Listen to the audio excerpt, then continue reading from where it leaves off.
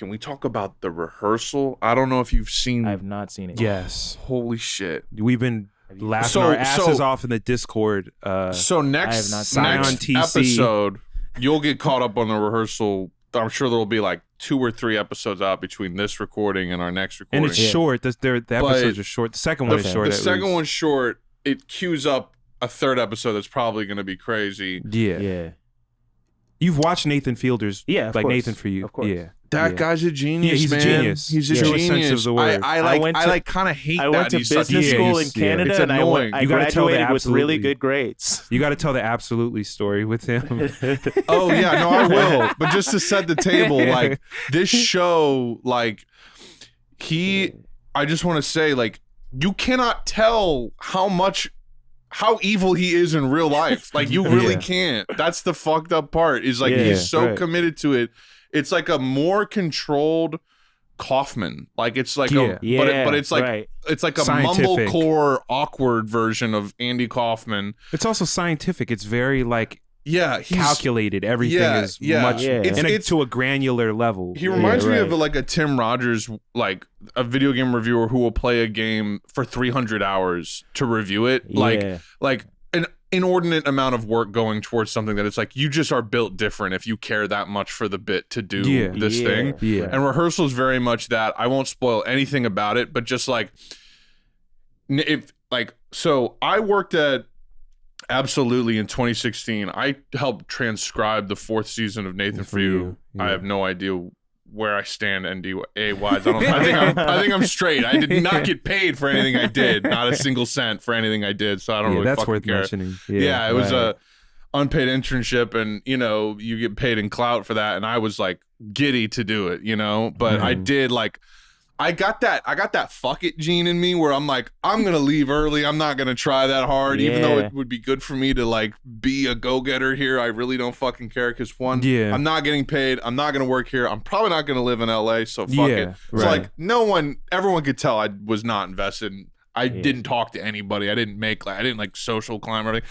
The two things I can say though, one, I did do voiceover for a Comedy Bang Bang like bonus feature deleted scene thing that was funny, and this is like every Abso intern like gets to be like, I got my ass spanked on Eric Andre's show or something like it's always like it's some you can take this home with you sort of thing.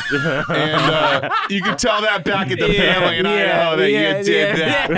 And it's a little cloud token, literally a cloud token. And then like there was some Eric Andre thing where the editor needed like 8 people to say one thing at once, and I was in the room for that. But so I've watched like literally dozens of hours of uncut Nathan For You footage, and he will make people he'll ask questions 8 different ways. He'll make people repeat what they say. He'll obviously, like for Nathan For You, he'll lead them to saying something, and he'll ask them to phrase how they're saying. I mean, it's like very, very, very. He does produced. it like a psychologist, though. Like, and by the way, like, he's brilliant in the show and everything, but he's breaking character constantly. He's like. Laughing all the time. He's laughing all the time in the uncut footage. Oh, you're saying in the uncut footage. I'm saying it's like he'll someone will say something. He'll be like, he'll break character. And he'll be like, oh, we could do that better. Like he's Kubrickian in his. We're gonna do this 7 times. Right. And it was so funny because you would like see him showing cuts to editors, and he'd be like watching how everyone like reacts to it. Like you could just tell he was really like, I know it's good, isn't it good? And he's a master at what he does. But it was just funny. Like he does like. He's like a master manipulator in a comedic way. But you wonder, okay, where does this stray into reality? And he's got this awareness, but you're like, it's just the most meta modernist sort of fucking thing. Like it's so crazy. But the funniest thing is that before I started that internship, I was in LA for that summer. I saw him once at a taco truck, randomly just ran into him. He was on a date with a girl at a taco truck. It was like, oh fuck, that's Nathan Fielder right there, like 10 feet away. And then another time I was at a Mac DeMarco show and he just was on stage pretending to play guitar, like as a bit.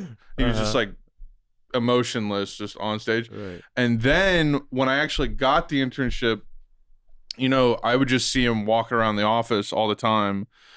But so Abso has this birthday celebration ritual where basically they'll just take a birthday cake and they'll light candles and they'll just bring it into a central location of the office. This is the one in Glendale is like, or wherever it is like, it's wide open, you know, so everyone's just in wide open space desks. Hey, Tim, and shit. by the way. And hey, I know Tim and Doug and other people. Hello. Oh yeah, it's true. Fuck it, we'll do it live. Fuck it. Go ahead. I don't care. Yeah. I don't care if I'm spoiling your birthday celebration. I'm sorry. But you know, yeah. So they bring the cake into a central location and they just go get the intern or whoever's birthday it is and they bring them to the cake and then they just start an applause that has no ending. It's like the bit is to keep the applause going for as long as they can, and people will get up out of their desk, come out of their office and start clapping and start walking towards you clapping. And like the whole office will start clapping. It's almost like the end of the TV series Evangelion, where they're all just clapping for Shinji. Yeah, it's like that, and it's just like interminable. And it was hilarious because if it's not your birthday, you do it, and you're like enjoying the fuck out of how awkward it is. Yeah, right. But yeah, Nathan was like 10 feet away from me, just like clapping when it was my birthday. Wow, and it was very bizarre. That's one of my favorite stories. Period. That's it's hilarious. I love it. He's so funny to me, man. I remember when he was doing the dumb Starbucks thing, and it was before the show.